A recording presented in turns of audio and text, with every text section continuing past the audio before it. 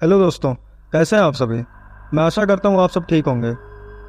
दोस्तों, अगर आप भूत प्रेत से जुड़ी डरावनी कहानियाँ सुनना व देखना पसंद करते हैं तो आप हमारे इस चैनल को सब्सक्राइब कर लें और साथ ही बेल आइकन प्रेस कर लें। मैं आप सभी के लिए ऐसी ही रोमांचक और रहस्यमयी डरावनी कहानियाँ लाता रहूँगा। तो दोस्तों चलिए, बिल्कुल भी देर ना करते हुए मैं आप सभी को ले चलता हूँ हमारी आज की कहानी की तरफ। दोस्तों, यह कहानी राजस्थान की एक भूतिया हवेली की है। वैसे भी राजस्थान अपने अतरंगी और भूत प्रेत और भूतिया जगहों के किस्सों के लिए प्रसिद्ध है। वहीं यह हवेली भी राजा महाराजा के समय में बनाई हुई थी, लेकिन पिछले 18 सालों से इस हवेली में आज तक कोई भी रहने के लिए नहीं आया है। इच्छा होने पर भी इस हवेली में कोई भी नहीं रह पा रहा, क्योंकि लोगों का कहना था कि इस हवेली में भूत प्रेत का साया है।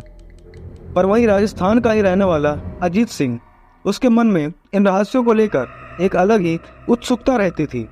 और अब अजीत सिंह को इस हवेली के बारे में पता चलता है तो उसने तय किया कि वो इस रहस्य को जान कर ही रहेगा कि क्यों लोग इस हवेली में नहीं रह पा रहे हैं।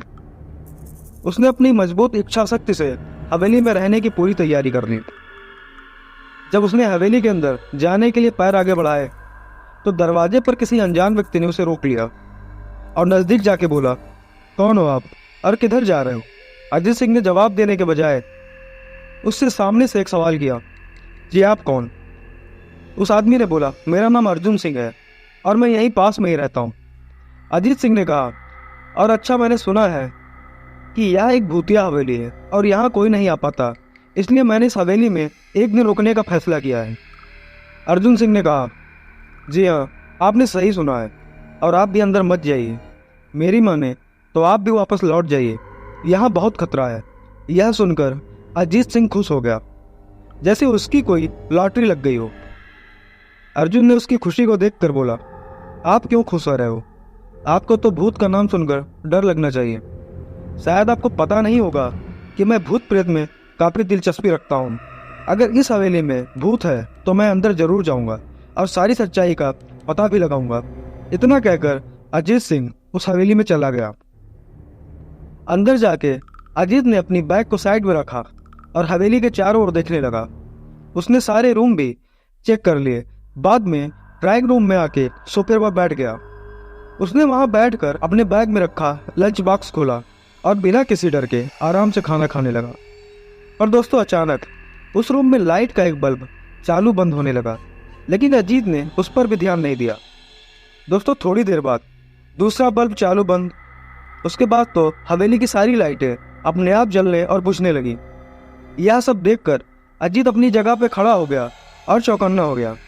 अचानक उसके सामने एक छोटा सा टेबल हवा में उड़ने लगा और करीबन 6 फुट हवा में ऊपर जाके गोल गोल घूमने लगा और बाद में वह टेबल अजीत की ओर तेजी से आने लगा।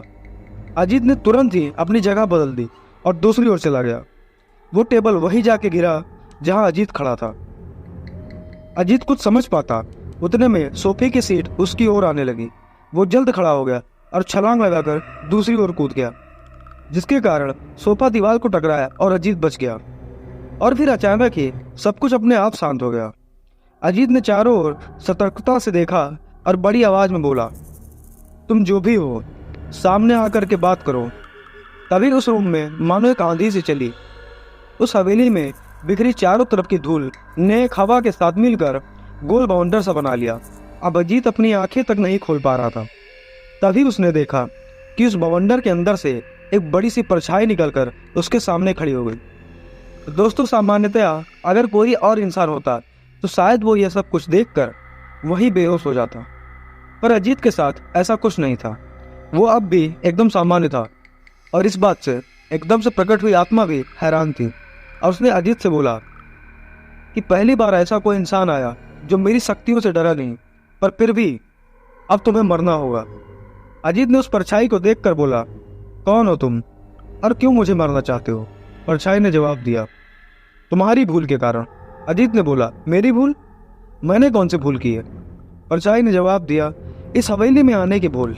मैं किसी को भी इस हवेली में खुश नहीं देख सकता। अजीत ने पूछा, लेकिन क्यों। फिर उस परछाई ने अजीत को अपनी आप बीती बतानी शुरू करी। उसने बताया कि आज से 18 साल पहले इस हवेली के मालिक ने मुझे यहीं पे ही मार डाला था और मेरी कोई गलती भी नहीं थी। इसकी वजह से मेरी आत्मा इस हवेली में भटकती रहती है। मैं किसी को भी इस हवेली में नहीं रहने दूंगा, क्योंकि इस हवेली में मेरा खून हुआ था। इस हवेली में जो भी रहने के लिए आएगा उसकी मौत पक्की है। अजीत ने कहा, मैं तुम्हें अपने असली रूप में देखना चाहता हूँ।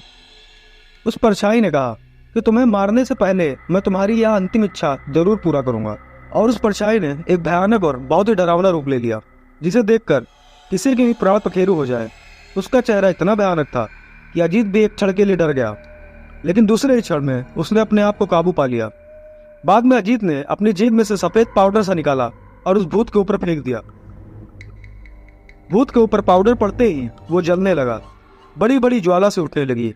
वो बहुत जोर जोर से चिल्लाने लगा और बोलने लगा कि मैं तुम्हें नहीं छोड़ूंगा, मैं तुम्हारे लिए फिर से आऊंगा और तुम्हें अपने साथ लेकर जाऊंगा। पर बाद में पूरी तरह से जल गया। उसके बाद अजीत ने चैन की सांस लिया और वहीं पर सो गया। दूसरे दिन सुबह जब अजीत सही सलामत हवेली से बाहर निकला तो यह देखकर अर्जुन हैरान सा रह गया। अर्जुन सिंह ने अजीत से पूछा, तुम कैसे जिंदा हो?